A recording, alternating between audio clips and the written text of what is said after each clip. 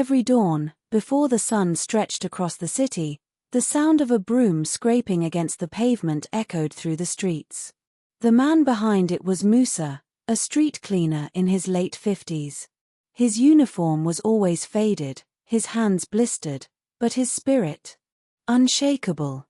Every morning, as he swept, Musa sang. Not just any songs, but joyful, soulful tunes that carried through the alleys and main roads.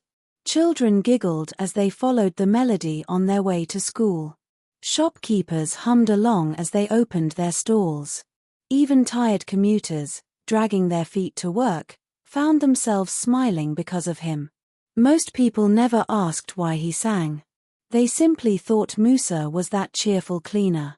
But Musa's song was born from grief. Years ago, he had been a promising musician.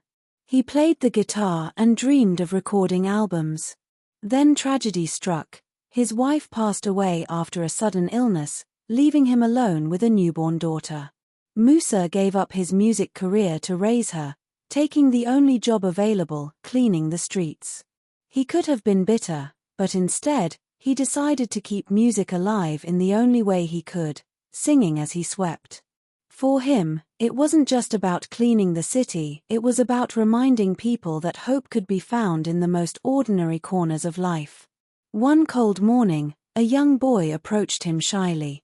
He had been listening for weeks and finally said, "Mr. Musa, your songs make me feel less lonely. I don't have a father, but when I hear you sing, it feels like someone cares."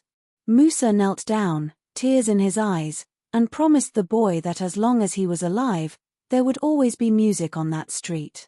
Years later, that same boy grew up to become a well-known music producer.